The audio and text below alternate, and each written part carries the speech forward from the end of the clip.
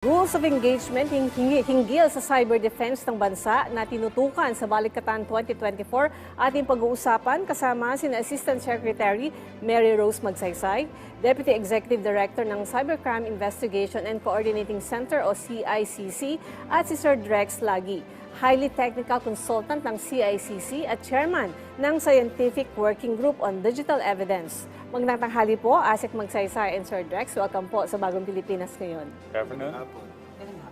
Okay, para sa kaalaman ng ating mga tagapanood, isa po sa mga tinutukan sa katatapos lamang na Balikatan exercise ngayong taon, itong cyber defense ng bansa. Ano-ano po ba yung mga natalakay dito? Nung tayo po ay naanyayaan para maging observer dito sa Balikatan, na-involve po ang CICC at 7 po ang nag-attend sa CICC. At nakita po natin na ang kanilang concern talaga ay ang rules of engagement. Ibig sabihin po nito ay gusto nila malaman kung kailan ba sila magre-retaliate, kailan ba sila mag-i-engage. No? So, hindi malinaw una kung paano ito. So, nag-share ang Pilipinas at ang Amerika kung ano yung mga pwede at hindi pwede. At binase natin to sa mga batas na meron tayo ngayon. At alam natin, ang Pilipinas kasi nag-accede tayo sa Budapest Convention. So meron tayong mga guidelines. At ito naman na i-share natin sa kanila kasi hindi ho sila gumagamit ng Budapest Convention. So alam mo ni Sir Drex sa mga tanong dito pagkat siya po yung nag-lecture sa part na yon. Sir Drex? Actually, marami pong pinag-usapan doon. For example, kasi ang konstitusyon natin, bawal ang gera. So, hindi tayo pwedeng manguna at mag-hack para banatan yung ibang target sa atin. So, pwede natin gawin lang yun para on a self-defensive manner. Marami hindi pwedeng gawin tulad ng magpanggap being isang journalist or magpanggap bilang isang medical worker na nasa internet. Bawal po yun. Kailangan pagka nasa internet ka at nagko-conduct ka ng operations, kailangan para kang equivalent ng isang taong naka-uniforme na pang-militar para malaman nila kung sino yung combatant at yung hindi combatant. So ano po sir yung mga threat sa cyberspace na kailangan nating paghandaan bilang isang bansa? Napakadami po yan.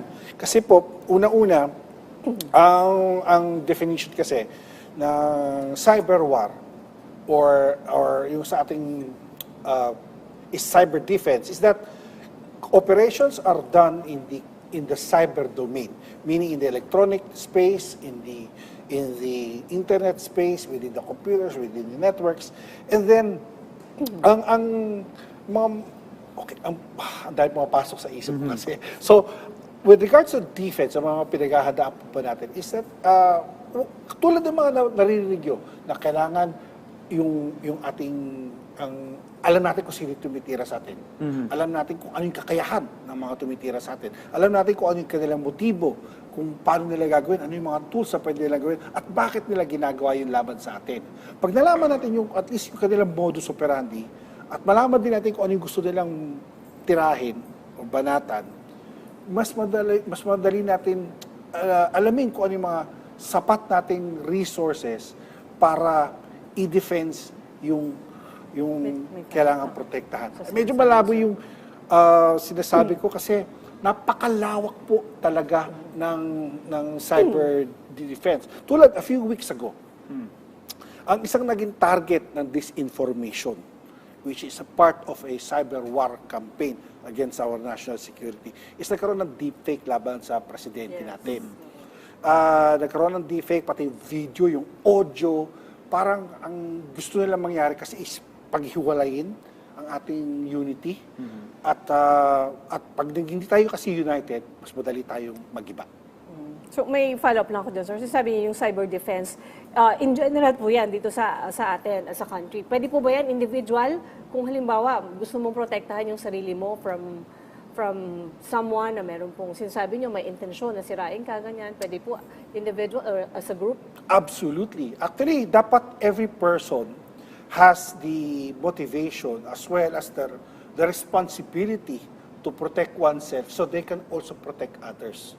So, one of the things na ini-emphasize yung mga individual, private personal security, cyber security, is yung ating batas ng Data Privacy Act. Kasi nga naman doon, di ba nakalagay doon, everybody is basically responsible for maintaining our privacy, our safeguarding our personal information and those of our family as well. So, doon po nag-uumpisa lahat yung ating nucleus ng cybersecurity. Well, Asik Weng, ito siguro yung katanungan ng lahat ng ating mga kababayan. Ano?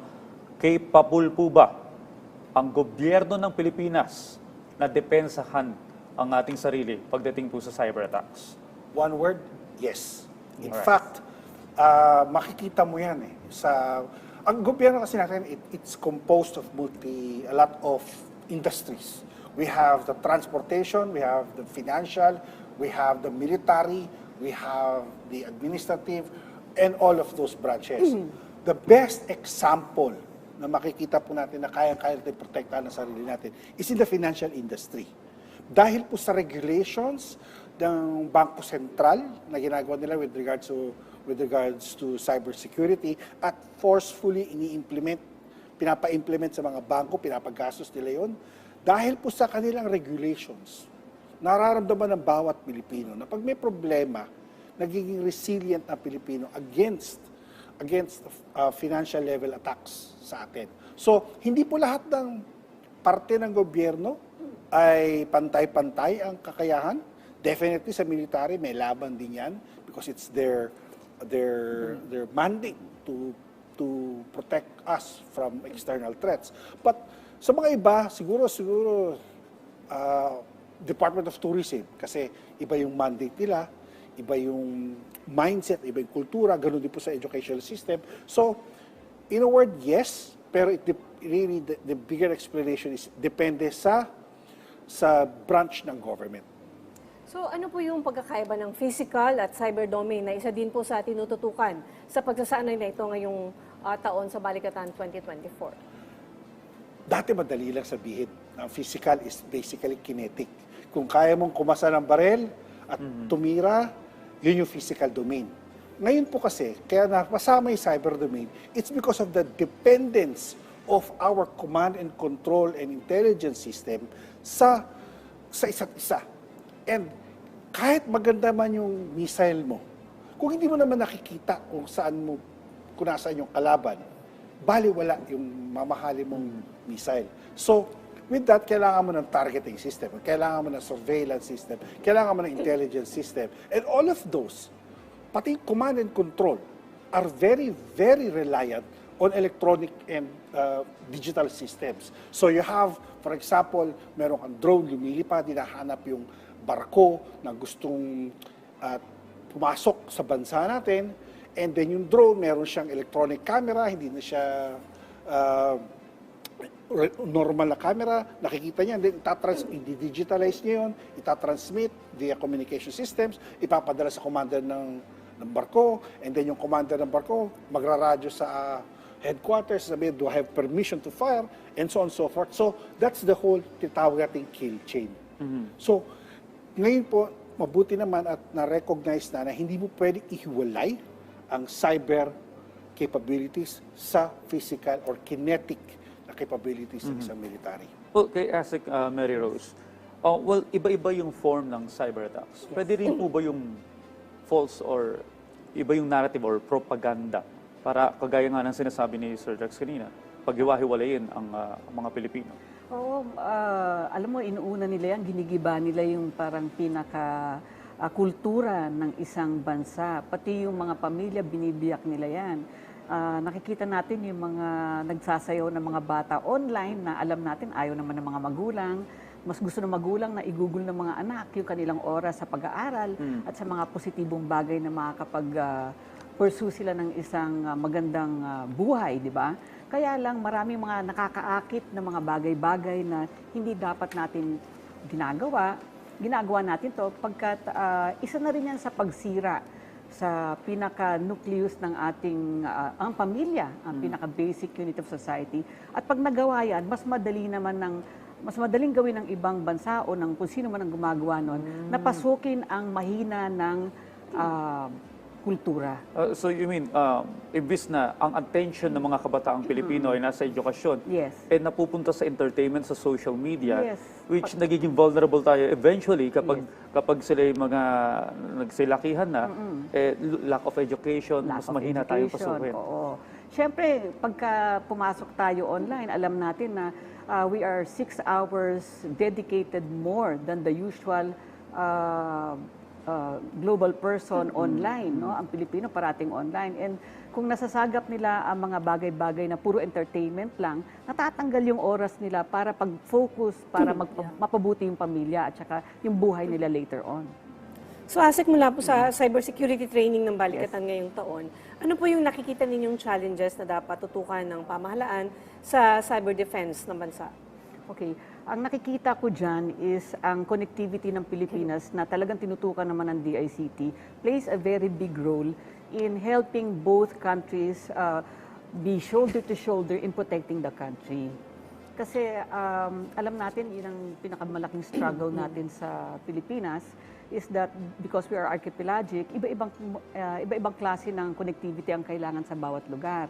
And nakita namin yan doon sa Balikatan that it plays a big role in helping each other. Kasi pag hindi ka makapag-online, hindi dumadaloy ang communication properly, baka mahuli yung order, baka namatay na lahat ng tao doon sa kabilang side. So, yun yung talagang natututukan dapat. And I think that DICT is playing a big role in doing this because they are already connecting everything and everybody. As of today, I think they're already on track towards finishing everything by 2025. Well, Sir Drex, naging bahagi po ng talakayan sa Balikatan 2024. Ito pong digital forensics. Maaari niyo po bang ipaliwanag ito sa ating mga kababayan? Ang digital forensics po, sa simpleng sagot, is that it's the process of discovering electronic data or electronic evidence from multiple data sources, katulad ng sa cellphone, katulad sa computer, katulad sa internet, and then you use that in a judicial system para dalhin sa korte to prove or disprove allegations or facts. Para pwede mong patunayan na guilty nga yung tao or to even opposite, exonerate that person kung inculpatory naman or exculpatory yung evidence na meron ka. So, sir, sa ibang usapin po, may tanong ang ating kasamaan sa media na si Jean Mangalus ng Inquirer. Gaano po karaming cyber attacks po ang na-experience ng mga government websites sa bawat araw? May specific websites daw po ba na madalas matarget? Okay. Gaya ng ECG. Ano ba pwede natin sabihin na hindi tayo... Basta, sasagot ko parati dyan, basta pag government, yummy. Yan talagang pinipilit, tirahin ng bawat, parang yan ba yung kanilang exams, yung mga hackers. Pag na-hack nila ang gobyerno, pagkat knowingly that the government is supposed to be equipped to be able to protect a nation, di ba?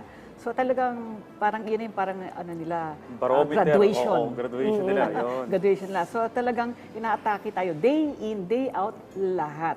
Encompassing left to right, maski maliliit na LGUs. Well, ito, additional question lang.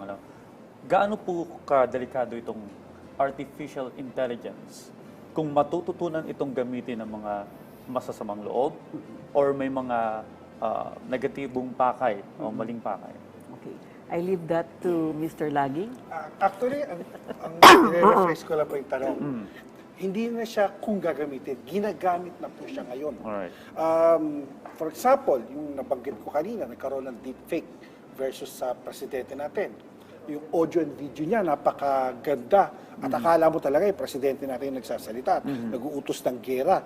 So, marami na pong tao gumagamit ngayon. And isa din sa mga ginagamit ang AI ng mga kriminal is that ginagamit nila ito para basahin yung batas natin. Kasi yung mga batas natin, naka-upload lahat yan. Yung ating lahat ng Republic Act, naka-upload yan. Lahat ng jurisprudence sa Supreme Court, naka-upload lahat yan. So yung AI, ginagamit para basahin lahat ng jurisprudence, basahin lahat ng batas natin, and then ikukumpara nila sa mga ginagawa nilang mga activities, then huhulaan nila kung ano yung mga legal risk nila, mahuhuli sila, at kung mahuli man sila, ano yung kanilang pwedeng gawing legal tactic para hindi sila mapako sa korte. Isa yun sa mga pwede nilang gawin. Marami pa po, money laundering, forgery ng mga documents, Election phishing, paggawa ng mga malware. Ngayon, pwede mo nasabihan yung AI. Ito yung vulnerability na pinablish ni Microsoft. Dito sila yung patch sila. Yung patch na yun, pwede mo sabihin sa AI, o paki-reverse engineer yung kanila news alert. Gumawa ka ng malware na pwedeng exploit yan. So pwede kong gamitin sa ibang hindi pa nakakapag-update ng kanila software. Sabi kanina, di ba? Sabi niyo, kahit sino, kahit ano pwedeng gawa ng AI. Na, yung sinabi niyo, challenge nyo kami kanina kung ano yung pwede namin ito. Yes. Well, para po sa mga kababayan natin, may sinasabi kanina si Sir, yung kahit naka-off ang iyong gadget, pwede kang ma-monitor. Ano po ba yung halimbawa mo kanina? Okay. Pinaka-basic, sige po. Pinaka-basic. Okay. Kasi kung minsan yung iPhone, pinakamagandang example iPhone. Kasi in a criminal organization, both the victim or the criminals themselves, normally, pag naka-iPhone yung tao, ang presumption is high level yan sa organisasyon. Either siya yung bossing, or siya yung financier, or whatever. Kasi sa kultura natin, ang iPhone is a social status. Eh, pag naka-iPhone ka, mas madali mo nang kalimutan yung mga cellphone na galing na CDR King. Kasi malamang, mas konti yung halaga na makukuha mo sa mga CDR King na phone kumpara sa makukuha mo sa iPhone. Ang iPhone kasi, hindi lang sa magara, maganda, napakadaming features, napakalaki pa ng kanyang SSD. 1 terabyte of SSD, of storage space, can hold a lot of audio and video. So, mas kinakasarap pwedeng... Now, kaya ang iPhone, because of the way it's designed, dahil siya ay built not for security purposes, but for the convenience of the user. Ang pinaka-best example na ginagamit namin, kahit nakalagay sa airplane mode, naka-on pa rin yung Bluetooth niyan. Naka-on pa rin yung GPS niyan. Ngayon, pag naka-on yung GPS niyan, pwede mo i-query yung iPhone na API. Tatanungin mo, nasaan ka parte ng mundo? At ano yung mga AirTag na minomonitor mo? That's one. Isa pa is Bluetooth, GPS, lahat yun naka-on. Madali mo malaman kung nasaan yung target mo. At kung ang target mo ay iPhone, malamang milyonaryo yan, marami ka na pwedeng krimen na pag-isipan. Well, maraming dapat. Pag-uusapan. Oo nga, Kulang pero sa oras. maraming dapat pag-ingatan na I hope madidiscuss ninyo sa mga future guests ninyo sa ating mga programa dito sa PTV. Again, maraming salamat po sa inyong oras. Assistant Secretary Mary Rose Magsaysay, Deputy Executive Director ng Cybercrime Investigation and Coordinating Center o CICC, at Sir Drex Lagi, Highly Technical Consultant ng CICC.